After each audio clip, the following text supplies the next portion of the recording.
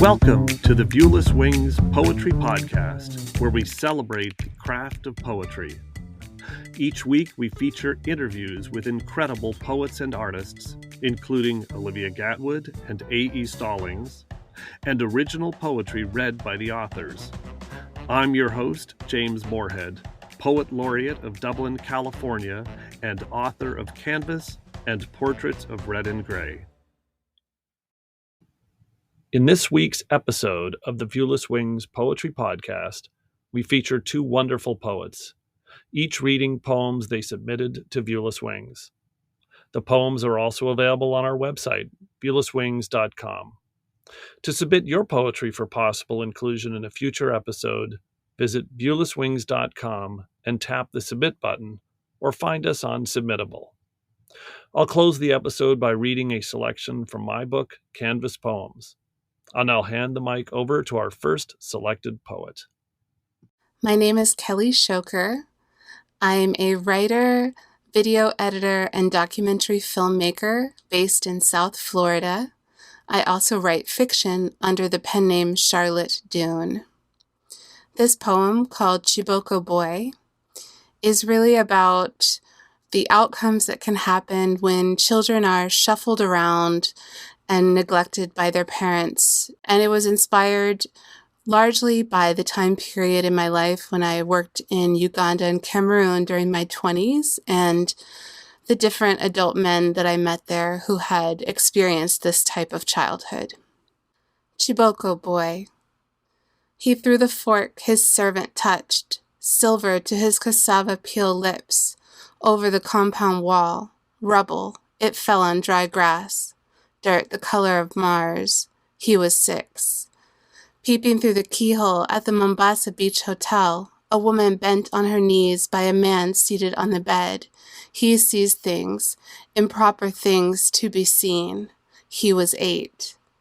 They turn off the lights at boarding school. He beats the younger boys with sticks. He calls it the Chiboko Squad. He was 10. Chiboko means stick in his language, he tells them. He touches them, they touch him, playing in the dark with his boyfriends. He was 12. None of them remember his words. They force him to learn Kiswahili.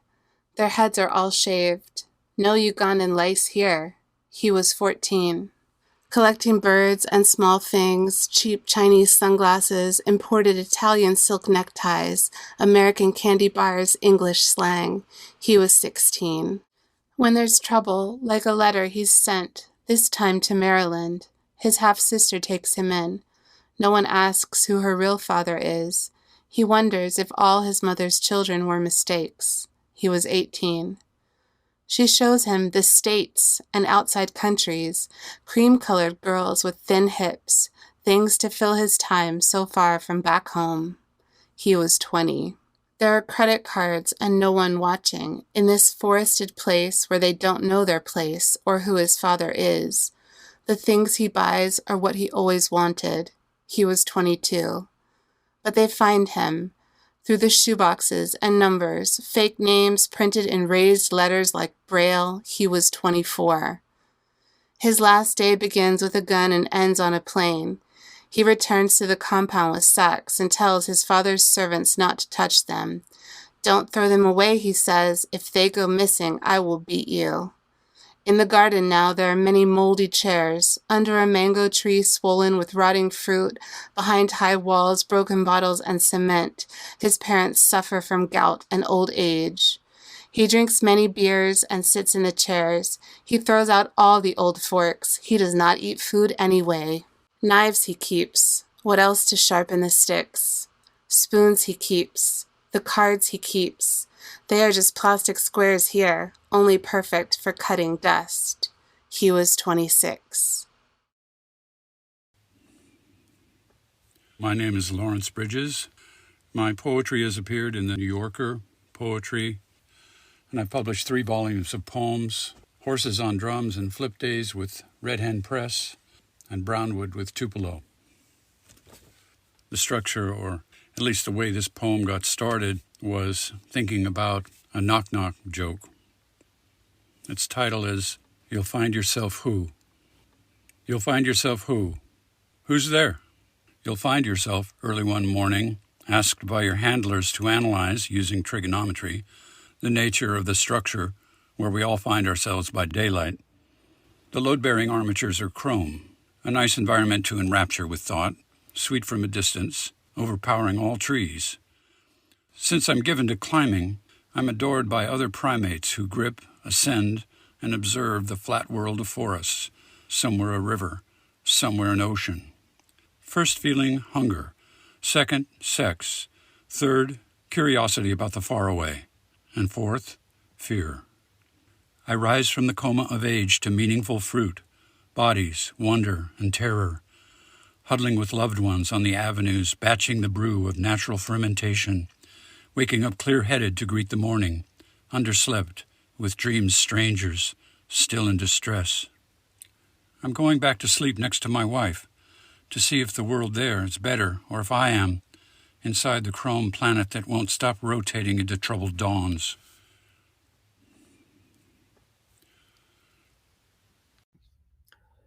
To close out this episode, I'm going to read my poem, The Green Line, from my book, Canvas Poems.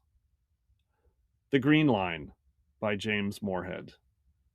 Now, the Green Line trolley rumbles past Park Street, Boylston, Arlington, Copley, Heinz Convention Center, Kenmore, Fenway, Longwood, Brooklyn Village, Brooklyn Hills, Beaconsfield, Reservoir, Chestnut Hill. Each stop blurring one into another, a Boston policeman sitting silent next to me, stiff cap, pointed badge, crisp jacket, black boots, eyes forward. My parents anxiously awaiting outside Newton Center Station. I am 11.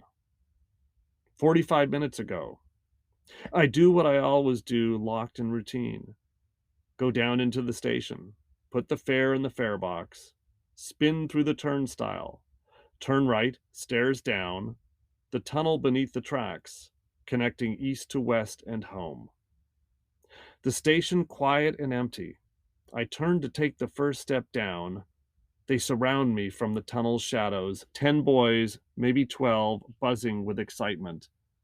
One pushes me, and another, and then a hand clamps over my mouth. In that moment, a memory burns. Fingers rough on my lips, sticky smell, a sweaty palm, a burst of terror, unable to breathe. They pull me, wrestling down the stairs, smothered mouth, screams, tears, panic, and then, in a moment, a shout from across the tracks. They scatter into the shadows.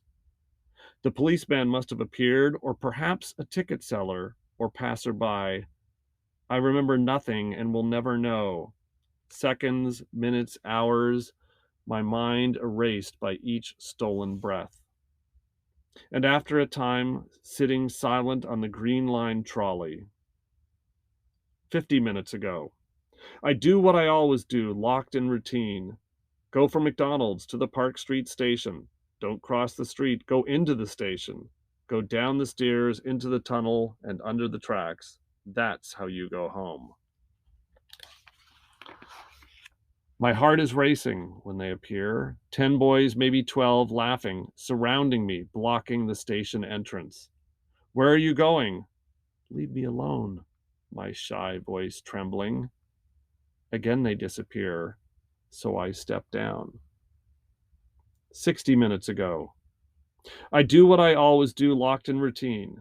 After choir practice, grab dinner next door, at McDonald's. 20 should be plenty. Remember to bring home change. When turning from the counter, my tray full of dinner, 2 boys approach. Are you alone? Yes. My shy voice trembles, knowing yes is the wrong answer. And then they are gone, leaving me alone, sweat trickling down my neck. 65 minutes ago. I do what I always do, locked in routine. Grab dinner before coming home. McDonald's is next door. I walk out of the Cathedral Church of St. Paul, steps away from Boston's Freedom Trail, breathing in crisp fall air, choir practice hymns ringing in my ears. I am ready for dinner and the Green Line home. It was Wednesday. The Green Line was written based on a real experience that happened when I was 11, and it was a very difficult poem to write, as any poem about a traumatic experience is difficult to write. In my case, I found it very liberating to get all those feelings and emotions and memories written down, and then to be able to step back a notch and analyze the words and focus on it as a piece of poetry. It helped to get that memory out of my mind. It doesn't disappear. I don't forget it, but it's different now. It's a poem that also is an experience I had rather than just an experience I had. I hope you enjoyed this episode of the Viewless Wings Poetry Podcast. Subscribe to hear more interviews and poets share their work. Thank you.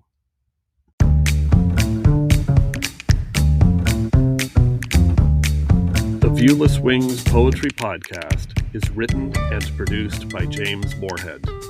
You can follow me on Twitter at Dublin Ranch, subscribe to the Viewless Wings Poetry Podcast, and follow us on viewlesswings.com or on Instagram at Viewless Wings.